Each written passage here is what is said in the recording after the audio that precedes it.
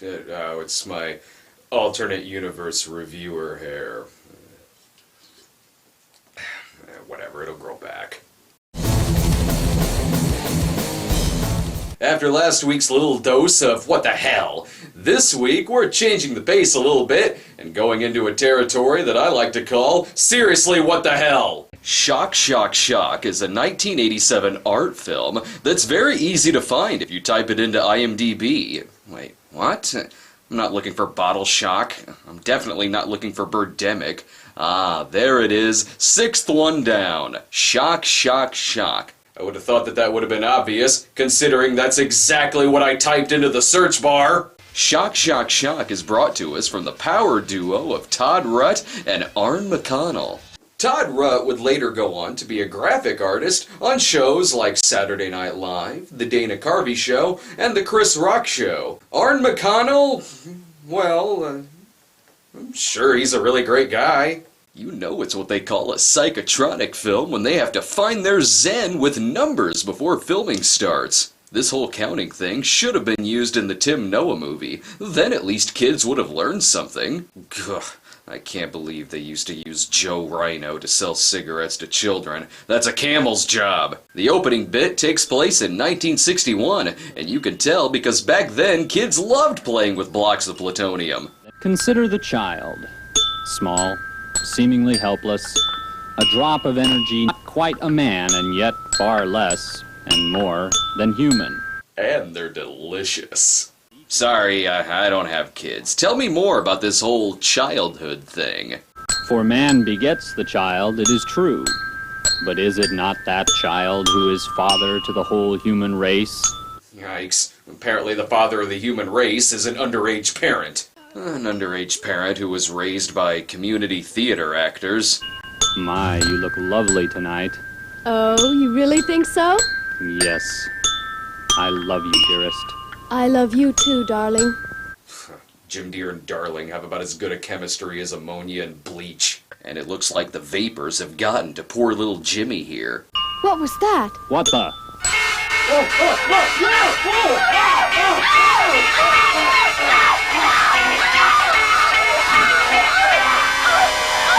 And then he'll grow up to be a college dean who spends his free time stealing co-ed's body parts because he's obsessed with a jigsaw puzzle. Probably. Really, he could have chopped their heads off too. Not like anyone would have noticed. Guess his dreams of being Edmund Purdom are out of the question since he now finds himself in an insane asylum.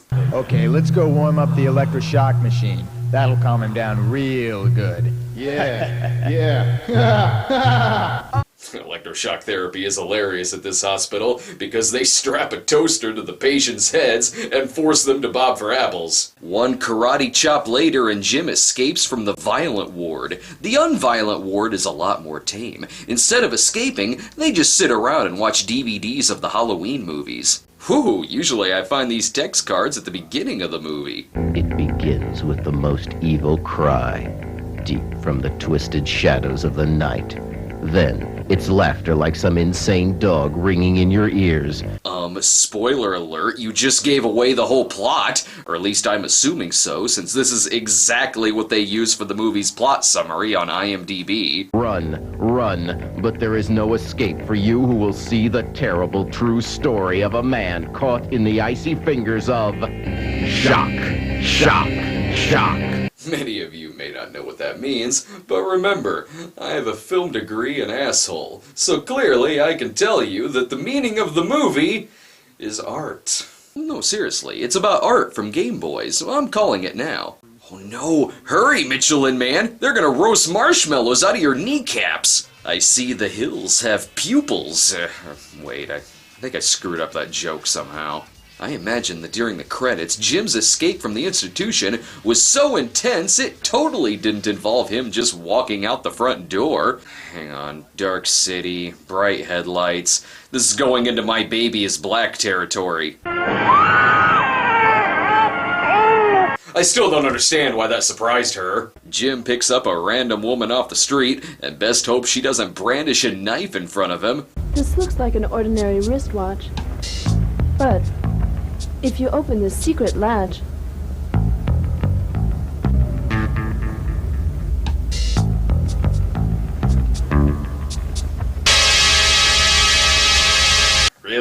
Seems like you were kind of grasping at straws there to give her a reason to pull out a knife. Oh, it was to show him a hidden diamond that the Mafia is after. Oh, now it makes sense. Usually when a movie starts with a killer escaping an insane asylum, I assume that it's, well, a slasher film. Not Romancing the Stone. See, look, the gangster just shot their tires out. Hey, yeah, boss? She got away. They're right there. You could probably catch them if you hang up the phone. Whoa, whoa, whoa. You're telling me Lloyd has been behind this diamond theft the whole time? What the hell? Have you seriously been stashing diamonds? That really could have helped me out when I forgot about Valentine's Day last year.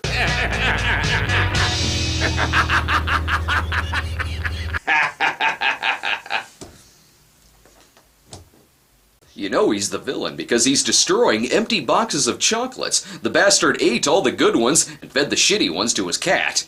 Get down there immediately. I don't want any screw-ups this time, see?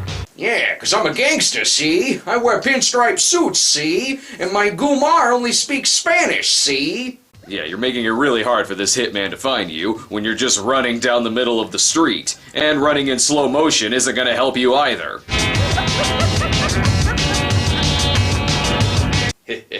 He's just remembering a little joke that Don told earlier. So Jesus and Mussolini walk into a bar and, I can't remember how the rest of it goes. Something about Mussolini getting shot and hung upside down. See? This guy gets it. No, don't go towards Dead End Street. It's gonna get really moody and surreal. Cheap Avenue is a much less costlier route. Damn it, why do you keep laughing at everything? Oh, it's because you're a robot. Apparently Conal Cochran's robot continued their reign even after their master's sudden Stonehenge-related disappearance. This robot even has the power to knock Jim out without even touching him. All this trouble, she better give him her phone number. Got it. Who asked you? If she gets away this time, you're not gonna want to be you anymore, see? Use hear what I says, use mids to chuck use off bridge, see?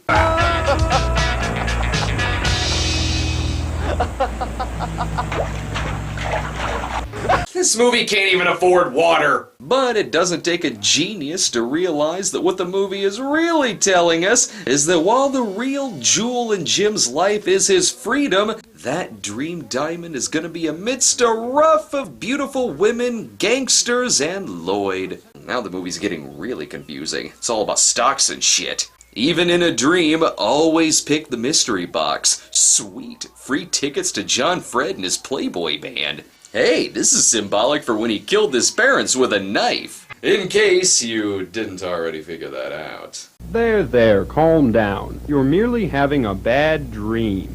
No, it's still a nightmare. This kind of acting only exists in Coleman Francis's wet dreams. You know, it's a good thing I took my morning walk by the river, or else you would be dead. It's a good thing you just happen to be walking down there. Yes, that's her. You know her? She's my daughter, Helen. Since her mother died, she is all I have left in the world. If this movie were any more convenient, the character's whole backstory would just be explained on a newspaper headline. Aw, goddammit, better cover that up fast. Oops! I'm sorry. Oh, that's all right. Subtle. Why didn't you just light it on fire while you're at it? Oops. There's only one way they can find his daughter, and that's science. Very good. That knife is science. It also goes by another name, knife. Now, of all three of these symbols, which appears the largest? I would say X. This might be on the test. I should really be taking notes on this. Now, even though to your eyes X appears largest, in fact, it is S, science, which is largest. This is the theory of relativity, one of the most important tools of modern science. By utilizing it, M can penetrate N and achieve X. I'm not sure I understand. There. Got it. What? Oh, no. Oh, I accidentally spilled coffee on it. As you can see, I've invented the Alka-Seltzer. I just need to hire someone for a jingle. Right now, I'm stuck on plop, plop, fizz, fizz, more of a relief than jizz. After some good old-fashioned science, they finally find out where Helen is located. We simply place a few drops of this special solution on the specimen, and then... Why, yes, just as I had suspected. What do you see? Take a look yourself. Why, that's amazing. Yes, my theory was correct. What, do you think I have a joke here? Pfft, I can't argue with science. They just need to hire Dean Jones to place a tracking device on Lloyd so they can find the kidnappers. Wait, no, don't do that. It'll just spawn a shitty remake. Just let the kidnappers win. Where's the star of Bartos? Tell me! We haven't begun to kill you yet, you little fool. He's gonna suffocate her to death with his ham. The two break in to rescue her, but... Oh, it's impossible. Your weapons are powerless against me. That's because it's not a real gun. Oh, you bastard! You just scratched this perfectly good reel of film. Nice Marty Feldman eyes, by the way. They end up teleporting because it's much cheaper than just filming them walking. Don't mind the guy in the back, he likes to watch. They'll explain everything, though I don't know why you'd be confused by this. I am Commander Zontel, ruler of the planet Stigmaton. With my officers, Star-El and Criella, I have come to Earth to steal the mystic star of Bartos. What? See? The IMDb plot synopsis should have cleared that up. Why, that's the most incredible thing I've ever heard. Oh, just you wait, Fabian. These crooks have magic powers, too. Scar-El with his terrible death ray eyes. Criella with her transspatial ability. And I with my super brain. This is still better than Tim Story's Fantastic Four movies. Careful, one tap and those will fall right off. This is a lot of setup to just turn them into a human centipede. I'm sorry I got you mixed up in all this. That's all right. Say, if we get out of this alive, do you think that, well... Silence! Silence! I am the only one allowed to destroy the good name of acting in this film. Even Lloyd appears to want out of this thing. Uh-oh, drugs are kicking in. This movie's getting groovy. I think I've seen this in a few movies. Either they're gonna start an outdoor rock concert, Sharon Tate's gonna get killed, or some truckers are gonna shoot Peter Fonda and Dennis Hopper. Don't worry, just chug some of that paint. That'll help you come down off of this. Looking a little skinny there, skeleton. You're gonna have several people telling you to eat a sandwich. So, this is what happens in the movie Date with an Angel.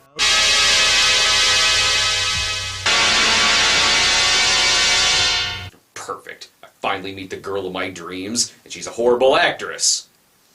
And she also vomits up maggots and worms and shit. One little flashback later proves that Jimmy wasn't the killer. It was the mob boss who apparently doesn't age. I really should have seen that coming, considering the narration. Born in blood. Both of us. Harry was right. I thought I could change what I am, keep my family safe.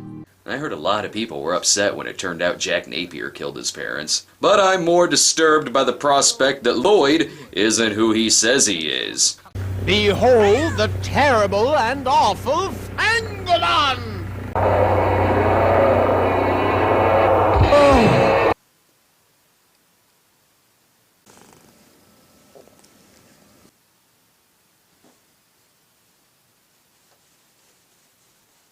I don't know, this movie's starting to get a little far-fetched. By the mystic star of Bartos.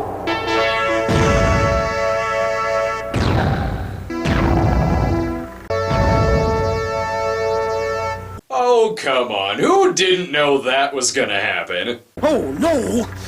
Spaceman!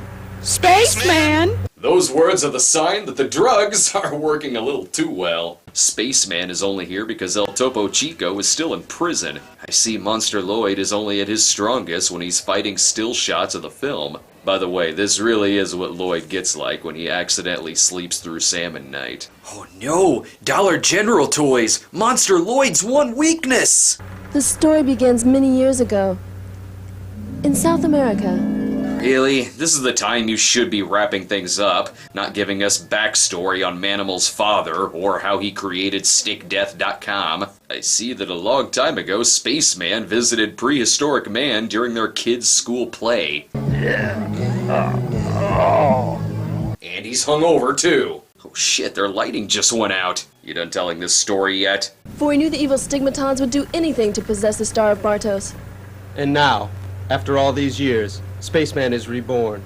What kind of movie are you? This is the part where Spaceman saves everyone by helping to destroy an entire city. This is the only fight sequence I've seen that could also double as a photo shoot. Luckily, she's defeated by the power of numbers.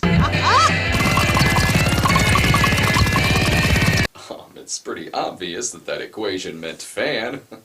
Some of you should have paid more attention in chemistry class. Fortunately, she fell face first into a puddle of delicious milk chocolate. Spaceman manages to conquer Captain Stupid Human Trick by, scratching the other side of the film. Maybe if he stopped shooting out his death ray, he wouldn't have died. Zontel, or Mafia Guy, or whatever he's called, is defeated by, a bullet? Okay, well I guess that'll do. He got him right in his bubbling crude. And that's why whenever I hear, I know that someone's getting their head pulled off. Speech time! To race the friendly cosmic rays with speed like a steel comet. To battle evil stigmatons throughout the universe with muscles like a mighty meteor. To uphold the sacred law of Andromeda, that no creature throughout the entire galaxy, the bad and the good, should go unrewarded nor punished, be it friend or foe. That is the code of Spaceman. What? Oh, sorry, I kind of drifted off there for a sec. You live long and prosper, too. And don't forget the goodbye kiss! But forever, you will be in my heart, Helen. Oh, Spaceman. Spaceman and Helen were sadly killed when his tinfoil cape was struck by lightning. I suppose this is better than Superman, in that at least in this version, he is seen flying, and he has an original theme song. Goodbye, Spaceman, goodbye! With the mystic star of Bartos, he roams the stellar skies. So good. So true. So brave. So strong. You're all supposed to be dead! At first I was a little worried that they couldn't fit Spaceman's origin into a 50-minute film, but they managed to do it rather nicely. And clearly the moral of the story is that many mental patients have a little superhero in them. Sometimes even an astronaut, or Zeus, or Santa Claus. The film has been getting a little bit of play recently due to what is supposedly the very first screen appearance of the late great James Gandolfini, seen here as one of the hospital orderlies. I would have been slightly skeptical, but he is listed in the ending credits as Jim Gandolfini, and since when has IMDb ever lied about anything? Although I think that Commander Zontel may be a different Alan Rickman. There is more proof that James Gandolfini played the orderly, and that he still won like 12 Emmys for the movie. Plus, the thing ended like this.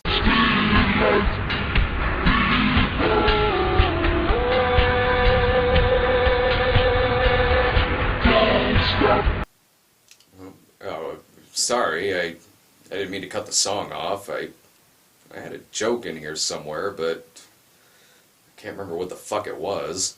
TV lost one of its greatest badasses in history, and it is always fun to discover a brilliant actor's early work, no matter how small the role or how truly bizarre the film in question is. And I can't think of a better way to end the episode than to have the big guy himself carry on with the stinger. Now, the question that America is waiting to hear you answer. What is your favorite curse word? It's a Jersey one. It's fucking douchebag.